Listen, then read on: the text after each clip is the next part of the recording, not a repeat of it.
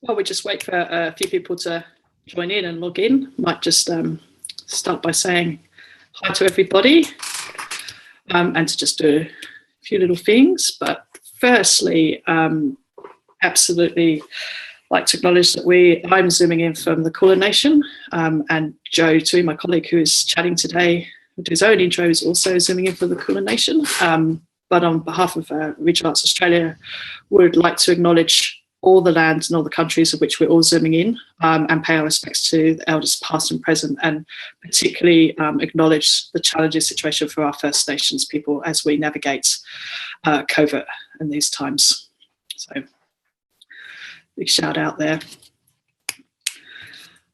I'm going to introduce myself in a little bit, and Joe, but firstly, I think people will be familiar with the housekeeping, but just to run through a few things of sort of general housekeeping of how Little Lunch rolls. Today's Little Lunch is 30 minutes. It's being recorded, it's being streamed live, and it will be available afterwards on the llol.com.au website, the Little Lunch website. Just a matter of just so everyone can hear. Please keep your mic muted when you're not speaking. It would be great if you introduce yourselves, and I can see that pretty much people are doing this through using the chat, the Zoom chat group. If you let us know who you are and what country you're coming in from, and use that form to ask any questions or have any comments as we go, because we really want this to be very much a chat. There's a captioning button bottom left, and there's live closed captioning available through that, and also Auslan signing. So if you want to go to the Auslan, you can just pin the Auslan video. So massive shout out to the captioning and the Auslan support today, and really appreciate that. And it's great that we can support access and diversity in through this forum. So I'm Ros Abercrombie, the Executive Director of Regional Arts Australia, and my colleague and a long-term friend actually, Joe Tui, is having a chat today and will introduce himself.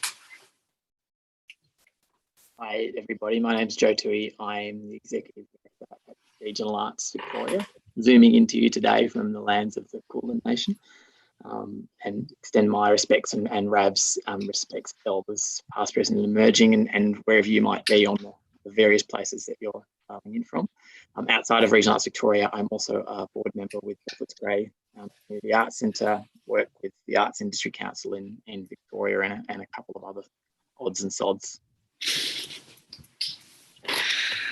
And I thought it might be good, just a little bit of a sort of overview of how both Regional Arts Australia and Regional Arts Victoria actually work together, just a little bit of structural, which I think sometimes can be a bit confusing, and certainly just a bit of an overview in that space. So Regional Arts Australia is the national peak body, the national voice for arts in Regional Australia.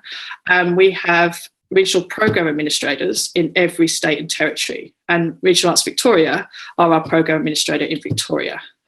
So that's sort of how the structure sits. There's a national peak body, and then there's these state-based bodies that are representative of each of those states and territories. So Regional Arts Victoria, which Joe is the CEO, Victoria, Regional Arts New South Wales, Country Arts South Australia, Regional Arts WA in WA, Darwin Community Arts in NT, Flying Arts Queensland in Queensland, and RANT in Tasmania. So that just sort of helps put this sort of scope around. Organisationally, Regional Arts Australia is quite small. We are of a 2.4 in EFT, but actually quite large in our reach. We have a board member in every state and territory. And we run a decentralised office. We don't have a head office. We run a virtual office through Zoom predominantly, and we have staff in WA, NT, Tassie, and Victoria. Joe, is there anything else you want to add to that? Ralph? Pretty good national summary there, Ros. Just one of the things that we'll probably talk about in the way that states and national bodies work together is that each of the each of the setups in all of the different states is slightly different. And so depending on where you're dialing in from today, you'll have a slightly different context and experience of working with your state bodies, or in some instances, state bodies plural, in terms of plugging into the regional arts scene, which I think is one of the strengths of the way that we work together, is that there is that allowance for those local and state level responses to needs as they develop at a local and state level. So we're going to sort of ask each other a couple of questions and talk through what both our organisations are doing and responding, and also what we think what we're seeing from the ground, the needs of both immediate recovery packages and more long-term packages need to be. But we're also, as I said earlier, very keen that we bring this conversation to everyone, and we can have a conversation about what you're experiencing and what the needs are from each of your organisations or each of your artistic practices. More generically, as a sort of general kick-off, we sort of wanted to put a bit of context around what the Regional Arts Centre from our perspective has been experiencing, and to where we are now. And obviously I can put that national lens on, and Joe will be able to bring the state-based lens as well to that. And I think it's probably important to start with that while we're in this COVID-19 response from a regional perspective, and it's been very much part of our advocacy and our communication, is that the regional and remote sector has been in drought, and then bushfire and floods, and then COVID. And so actually the regional sector is dealing with multiple levels of response, relief, need, and actually multiple levels of recovery planning, so that we can essentially really support both drought, bushfire and COVID, both independently and also together. And that's been one of the things that's been at the forefront of our work since the end of December, the beginning of January, where we've been advocating at industry roundtables, advocating into the federal government for responses to bushfires and most recently into COVID-19. And that's also very much forming part of what our response is looking like. I think it probably is pertinent to make mention to the announcement of $10 million in the recovery boost that was announced just before Easter. The timelines are running really fast at the moment, so a couple of weeks ago. And to acknowledge that 10 million and that was greatly appreciated on Regional Arts Australia's part and that of our members. And just to put a bit of context there, is that advocacy for the $10 million recovery boost was always around looking at the Regional Arts Fund and saying Regional Arts Australia and the members and regional program administrators run the Regional Arts Fund, and it's a mechanism that can be scaled up and a mechanism that is responsive to the needs of the state and territories, and a mechanism that is also flexible in being able to provide recovery first and foremost. The second part is that the regional program, the regional fund, can be flexible and responsive to the states and territories' needs. And I'll flip to Joe, because a lot of the success in being able to advocate and communicate that message was Regional Arts Victoria, Regional Arts New South Wales' ability to work with their membership and their artists on the ground and provide data analysis and impact analysis of what's happening and what the effects were and what the needs were. And that was what we were then able to take up to the federal government and be in a position now where we actually have been successful in receiving a stimulus package for recovery. Flip to you, Joe. Yeah, thank you, Ros.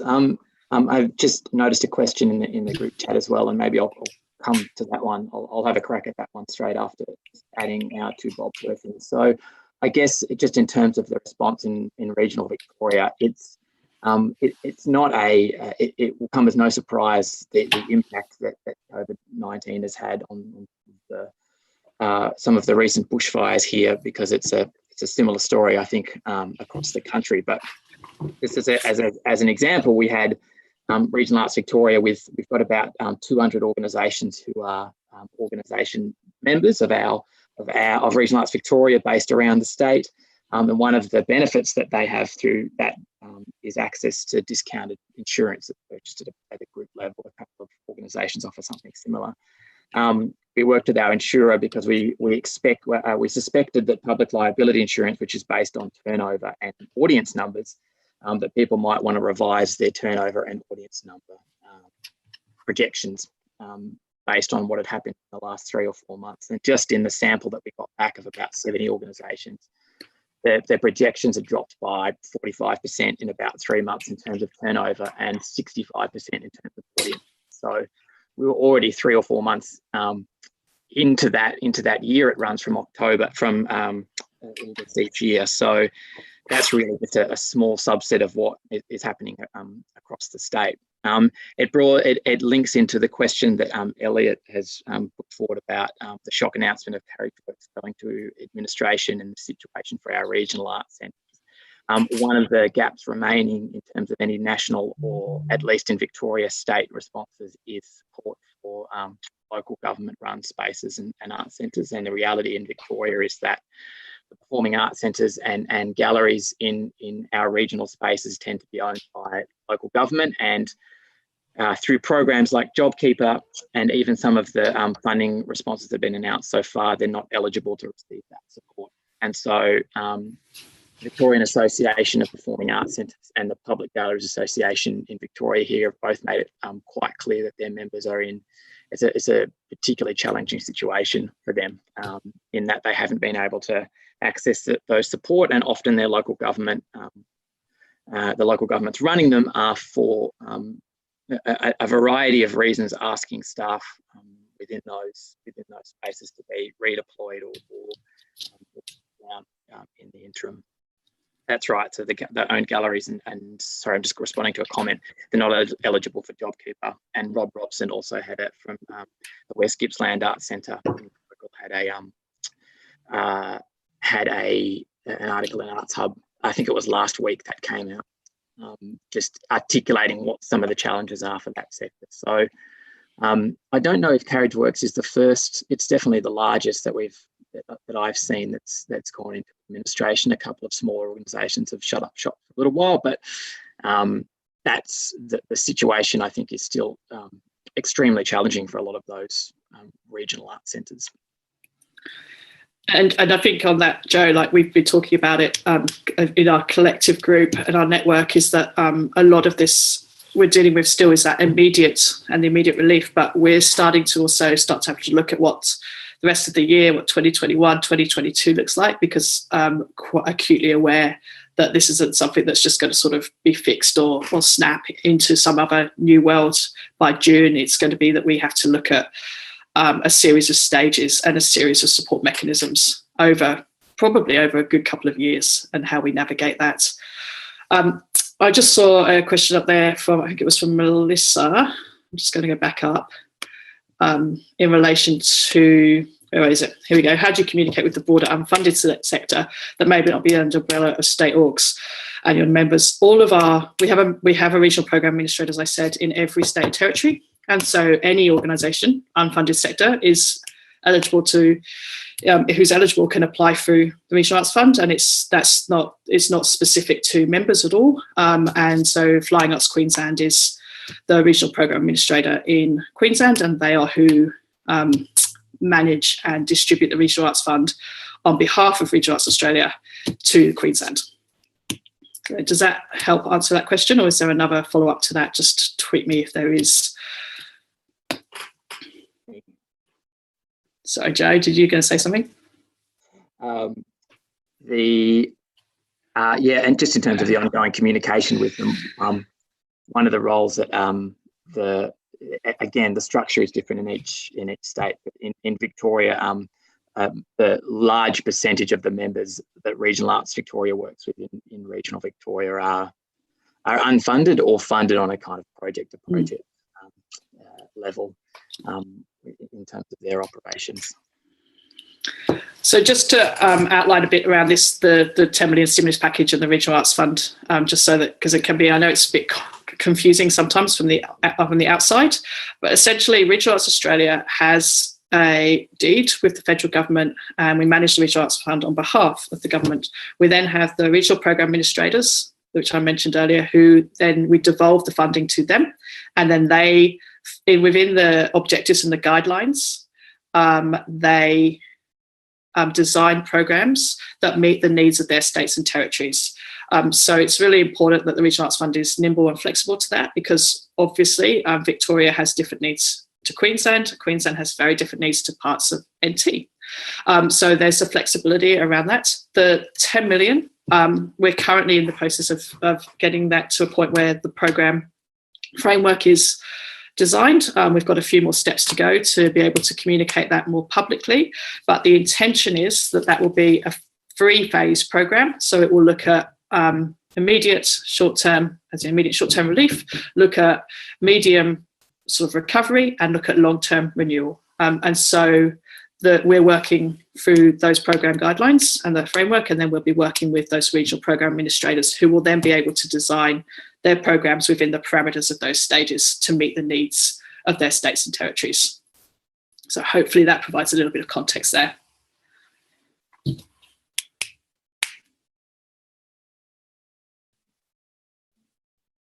Ros, you've got a question about Artlands as well, about the reframing of Artlands, Yep. and what that means for the coming for 2021, but also for the remainder of this year. Yeah, sure. So in context of Artlands, I think probably just to go through that, we were always looking at reframing Artlands going forwards. Predominantly, we want to make sure that Artlands is accessible and more accessible, and acutely aware that it's been challenging for particularly independent artists to get to, and requiring significant funding to get individual and independent artists to Artlands gatherings, and very aware of that. So within the Artlands rethinking, we've been looking at ways to address issues of accessibility and access, and we've also been looking at making sure that we strategically partner in our programming space of Artlands, so that we shine a light on what is already happening in regional and remote Australia, because what becomes increasingly apparent is that regional practice is extraordinary and diverse and has an amazing depth, and we want to actually work with that and build communication and commentary and narrative around that, rather than bringing programming into and on top of that. Hence the partnership with Junction and Launceston, and that also has the history of being 10 years of Junction, and also celebrating 10 years since the original Artlands went to Launceston and Junction emerged from that. So that's some context to that. Going forwards, we had every intention of delivering Artlands 2020 in September in Launceston with Junction. However, we can't due to COVID. So we're looking at how we can do different narratives and different conversations over this year through different channels that then feed into delivery mechanisms next year. And those delivery mechanisms will be at a Junction towards September next year. But ideally, we're looking at ways in which we can connect more broadly into different states and territories, so that we can continue that narrative and that conversation. And we'll be putting communication out about that in the coming weeks. And if anyone put their EOIs in, thank you, because we will be talking to you about how we can start these conversations. I've just seen it pop up that we've only got 30 minutes left. It just goes quick, doesn't it? We wanted to talk about how sort of local projects are what we see. I guess from our point of view, we see that local and regional can lead the way in recovery. And I guess we wanted to talk around how that can be seen as different, and how potentially regional and remote can actually really lead us into the next phase and into a recovery space here. And I'd like to sort of throw that to Jo, because I'm very aware of some amazing work that's happening in that space. Yeah, thank you, Ros. And sorry, I'll try and talk a bit more into my microphone for those who might have struggled to hear it before. Look, a couple of, just maybe to flip it to the positive, a couple of the examples that I've seen of things happening in regional Victoria in response largely to COVID-19, but also in response to some of the bushfires. There's just been a number of regional companies that have done and artists that have done things smaller and larger that have just excited me and kept some hope going. And so seeing the Ballarat International Photo Biennale, for example, is running a mass isolation project where it's part of an international program, but coming out of Ballarat, this idea of, which has been picked up in a couple of conversations that I've had, just the role of artists in documenting what's happening, as well as to our communities through this crisis, is going to be really important. And so a process that they're curating, where photos are being put online of people's experiences of living in isolation, which I think is going to be a really important, both local but also internationally connected response to what's happening, and how this experience is being documented. On a slightly smaller, no less important, but a smaller and perhaps more of a fun response that I've seen. One of the first ones was from the Potato Shed in Drysdale, which is a small a community venue based not too far out of Geelong. And one of the first things that they set up was a live stream of the bird bath in the grounds of the Potato Shed. And it became I was just running the video, the live stream of the bird bath back of the Potato Shed in the background whilst working for a number of days, because the birds weren't always turning up to take their baths on the times that I was tuning in to watch it on the video. But the sounds of Drysdale in the background, I think, were just a nice little, when feeling like the best part of my job is always spending time on the road and in some of these regional communities, and feeling some of that absence, just to be able to touch base or to tune in to some of the sounds of Drysdale, even if I couldn't physically get there, was just a really nice experience. So there's a couple of other things that I think are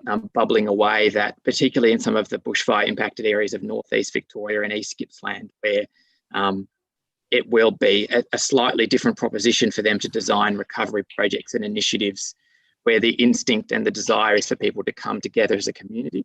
The opportunity to come together as a community is obviously slightly different at the moment. So just how some of those really recently impacted bushfire communities respond to that is going to be a bit of a watch this space one. But I've seen a couple of things and a few propositions for winter events through there that should they come to fruition in the coming months, I think will also just really reinforce what I'm feeling and what I'm saying. Thanks, Joe. Keen to sort of bring everyone's sort of questions on here. Keen to sort of get any questions from you and be able to answer things if we can. I guess from our perspective, like from Regional Arts Australia's perspective, one of our jobs is to advocate on our members and our RPAs, and also on your behalf, and to be able to advocate at all levels of government. And so it's important that we understand all the different needs and all the different responses that are required, both right now and also in the future. And in relation to, I guess, our KPIs and us being sort of accountable, within our strategic plan, we have 4 main goals. And the one's to raise the profile of arts in regional Australia. The other is to make sure that regional arts are considered in the development of national policy. And that's something important here that we've been working really hard to connect the arts and see the arts as essential across regional policy. And so while we don't have necessarily an arts policy, we do have a regional policy, and it's really important that we continue to work to embed and make sure the arts are seen as essential across that policy. It's also to increase resources to regional remote practice and artists. And I guess in the context of COVID, what's happened is that's just been given a massive magnifying glass on our work. And so a lot of the conversations that we've been having over the last couple of years have just been amplified.